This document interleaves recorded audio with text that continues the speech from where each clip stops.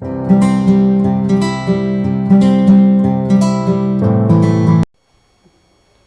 Friends, நம்ம இன்றைக்கி என்ன வீடியோ பார்க்க போகிறோன்னா பால் பாயாசம், ஜவ்வரிசி சேமியா பாயாசம் நம்ம செய்ய போகிறப்போ அதுக்கு என்னென்ன தேவையான பொருளுங்கிறத இப்போ பார்த்துடலாம். ஃபஸ்ட் டைம் பார்க்குறவங்களாக தான் சப்ஸ்கிரைப் பண்ணிவிட்டு பெல் பட்டன் அமைத்திக்கிங்க. அதுக்கு வந்துட்டு நான் 1.25 லிட்டர் பால் எடுத்துருக்கிறேன். 150 கிராம் பெல் சேமியா, அந்த மாதிரி கெட்டியாக இருக்கிறது. இது பாயாசத்துக்கு நல்லாயிருக்கும். இது எடுத்துருக்கிறேன். அதுபோக பார்த்திங்கன்னா முந்திரி வறுக்கிறதுக்கு, சேமியா வறுக்கிறதுக்கு நெய் எடுத்துருக்கிறேன். ஏலக்காய் பொடி, 1/4 கிலோ சர்க்கரை எடுத்துருக்கேன். எவ்வளோ தேவையோ அவ்வளோ போட்டுக்கலாம். முந்திரி வறுத்து போடுறதுக்கு முந்திரி. இப்போ இது மில்க் மேடு நாம் ஒரு 2 ஸ்பூன் ஊற்றிக்கலாம். மில்க் மேடு இருந்தால் ஊற்றுங்க, இல்லைன்னா பரவாயில்ல. இப்போ எப்படி செய்கிறதுங்க பார்த்துடலாம் வாங்க. கடாய் பற்ற வச்சாச்சு. இப்போ நம்ம நெய் போட்டுக்கலாம்.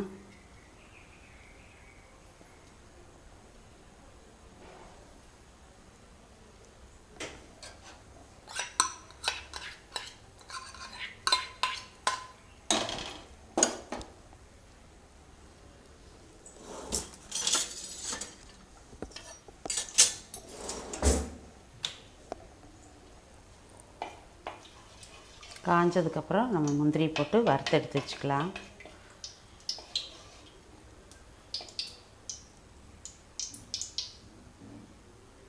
இது சேமியா பால் பாயாசம் எப்படி செய்யறதுன்னு பார்த்துட்டு நீங்களே இதேமாதிரி செஞ்சு பாருங்கள். ரொம்ப ஈஸி தான். ஃபஸ்ட்டு நம்ம முந்திரி வறுத்து எடுத்துக்கலாம்.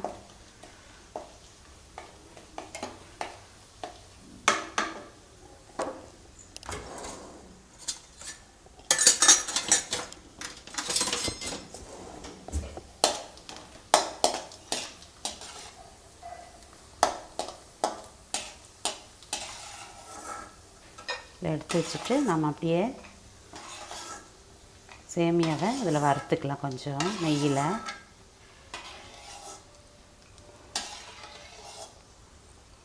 அடுப்பு சிம்மில் வச்சுக்கலாம். இப்போ பார்த்துட்டிங்கன்னா இது ஜவ்வரிசி சேமியா போடுறப்போ இதை கொஞ்சம் நம்ம நல்லா வறுத்து எடுத்துக்கலாம்.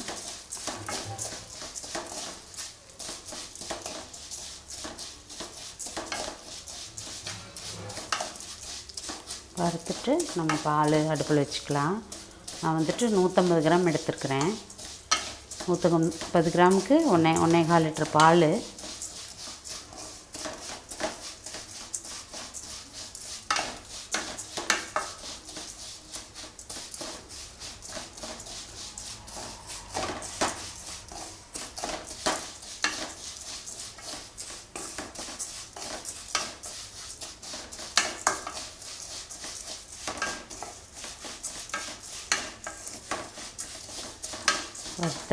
வறுப்பட்டுச்சு.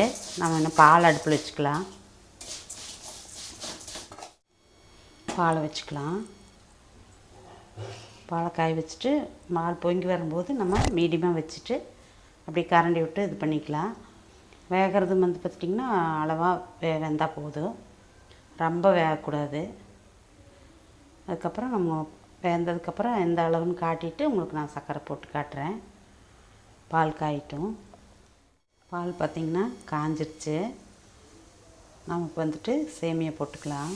இன்னும் கூட அகலமான பாத்திரம் இருந்தால் நீங்கள் வச்சுக்கோங்க. இப்போ நான் சேமியா போடுறேன். இப்போது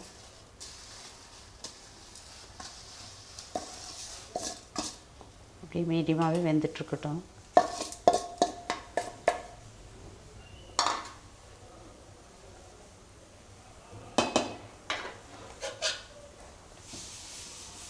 இது நல்லா வேகட்டும். ஒரு 10 நிமிஷம் வெந்ததுன்னா அதுக்கப்புறம் நம்ம சர்க்கரை போட்டுக்கலாம். மீடியமாக வச்சுக்கோங்க அடுப்பு, பொங்காத மாதிரி. நான் வெந்ததுக்கப்புறம் உங்களுக்கு காட்டுறேன் எப்படி வந்திருக்குன்னு. பார்த்திங்கன்னா வெந்துருச்சு. இப்போ நம்மளுக்கு எப்படி தெரியுதுன்னா இந்த மாதிரி எடுத்து இப்படி உடச்சி பார்த்தா உடையணும். உடஞ்சிச்சின்னா வெந்துருச்சு. ரொம்ப வேக வைக்கக்கூடாது. இப்போ பார்த்திங்கன்னா வெந்துருச்சு. பாயசத்துக்கு அளவுக்கு வெந்துருச்சு. இப்போ நான் 1/4 கிலோ சர்க்கரை போடுறேன். உங்களுக்கு பத்தலைன்னா போட்டுக்கலாம், வேணா கூட இன்னும் கொஞ்சம். அவ்வளோதாங்க, போட்டாச்சு. இது கரைஞ்சதுன்னா நம்ம முந்திரி ஏலக்காய் பொடியெல்லாம் போட்டுக்கலாம். சர்க்கரை கரைஞ்சதுக்கப்புறம் ரொம்ப ஈஸி. சேமியா பால் பாயாசம் நீங்களும் இதே மாதிரி செஞ்சு பாருங்கள். குழந்தைங்களுக்கெல்லாம் செஞ்சு கொடுங்க, ரொம்ப விரும்பி சாப்பிடுவாங்க. சூடாகவும் சாப்பிட்லாம், நம்ம வந்துட்டு ஃப்ரிட்ஜில் வச்சு ஜில்லாகவும் சாப்பிட்லாம், நல்லாயிருக்கும். சர்க்கரை கரைஞ்சிருச்சு பார்த்துட்டிங்கன்னா நம்ம ஏலக்காய் பொடி போட்டுக்கலாம். இப்போது ஏலக்காய் பொடி போடுறேன். இப்போ இறக்கி வச்சுட்டு நம்ம மில்க் மேடு ஊற்றிக்கலாம். நம்ம இதே குண்டாவில் வச்சுக்கலாம், இன்னும் கூட பெரிய பாத்திரத்தில் வச்சிங்கன்னா சிறுசில் மாற்றிக்கலாம். நான் இப்போ இறக்கி வைக்கிறேன். இப்போது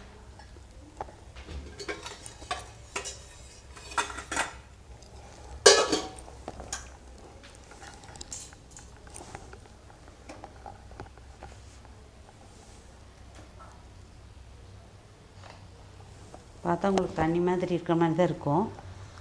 கொஞ்சம் ஆறும்போது கரெக்டாகிடும். இப்போ நம்ம முந்திரி போட்டுக்கலாம். இப்போ மில்க் மேடு ஊற்றிக்கலாம். நம்ம கொஞ்சம்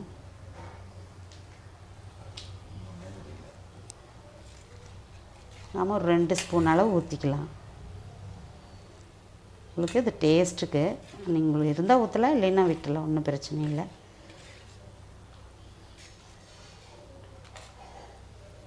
வீடியோ ஸ்கிப் பண்ணாமல் பார்த்ததுக்கு ரொம்ப நன்றி. லைக் பண்ணுங்கள், ஷேர் பண்ணுங்கள், கமெண்ட் பண்ணுங்கள்.